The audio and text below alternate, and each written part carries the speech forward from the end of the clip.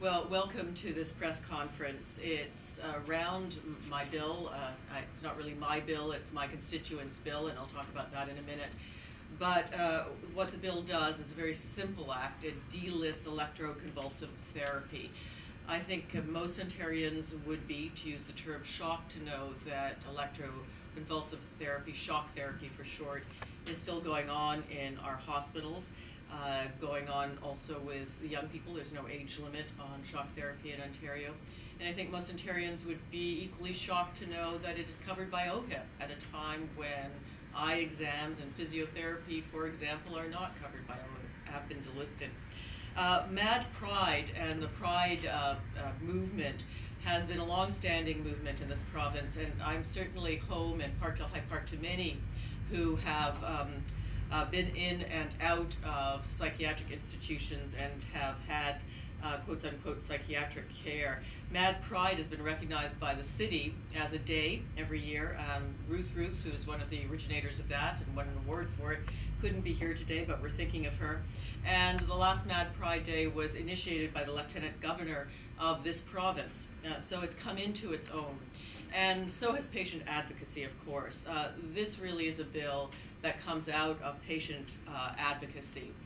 We probably, who are not part of that movement intimately, will think of shock therapy when we think of One Flew Over the Cuckoo's Nest. And many of us imagine that it went the way of the cuckoo and doesn't exist anymore. Nothing could be farther from the truth, as I discovered in talking to our experts here.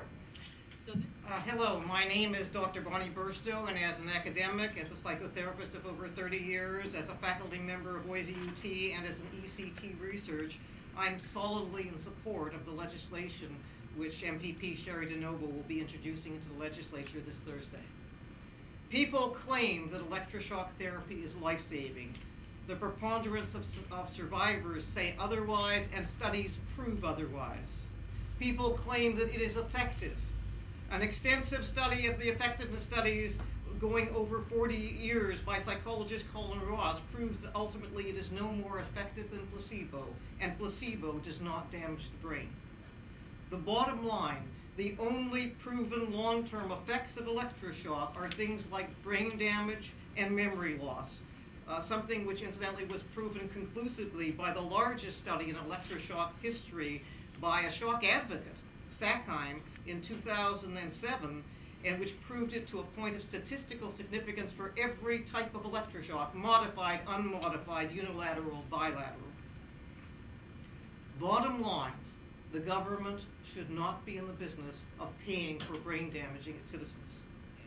For many years now, there's been a movement to not only severely restrict shock, but to try to at least get a moratorium on it and a ban on it. So the resistance has been going on since 1982. For example, in the United States, Berkeley, the city of Berkeley, was the first to even put it on a referendum whether people wanted to get rid of shock in their city. It was the first city in North America, and they voted about 62% yes, except the state overturned the city's city resolution. That inspired some of us, many of us, in the Ontario Coalition to Stop Electroshock, which Bonnie was part of course. In fact, a co-founder. In 1983, we held a public forum, the first of its kind, in City Hall to let shock survivors speak out. First time in Canada. Then the next day, we held a protest in front of the Clark Institute, which gives proportionally more shock than any other in the province, what you call a shock mill. Hi, my name is Mel Sarkman. I'm a shock survivor.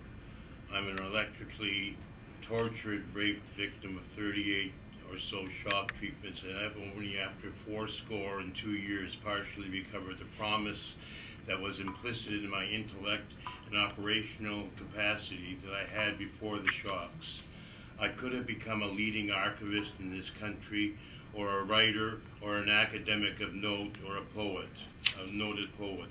The shocks, on top of the drugs, psychiatrized me such that I became the label that was assigned to me. someone with schizoaffective tendencies with behavioral problems.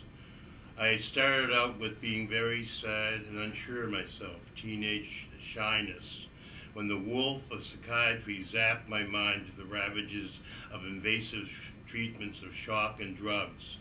After the shocks, I developed lows and highs, even depressions and manic states unknown to me before. I even had what I call epileptic fits, which frightened me, totally silly. Stigma, endogenously and exogenously imposed, drove me into hiding, making me unfit to teach, parent, or succeed in my chosen profession of archives. So specific problems caught me up: short and long-term memory loss, inability to learn new material, incapacity to concentrate, and related incapacity to memorize, where before I had an excellent proclivity in all these aspects.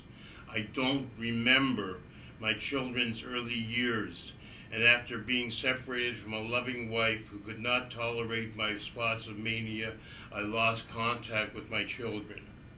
I have partial and incomplete memories of most of my teachers and even those professors who I hung on to their every word.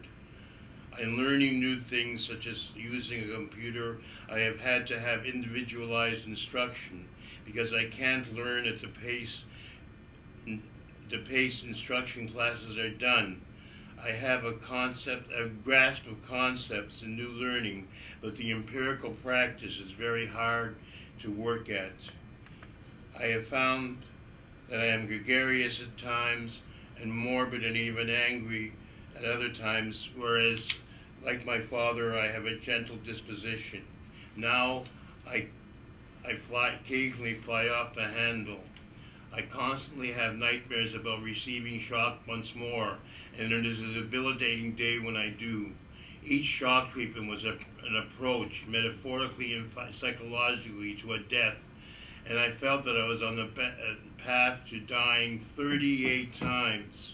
So just to close, certainly there is material here if anybody would like it.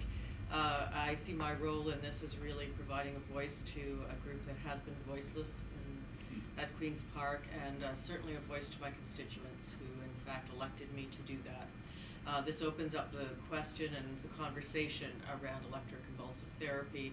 The bill calls for its delisting, which is to say that, because I've also heard from those who say they have been helped by ECT, that this would still be available for those who insist upon having it, but it would come under the range of elective surgeries, not funded ones.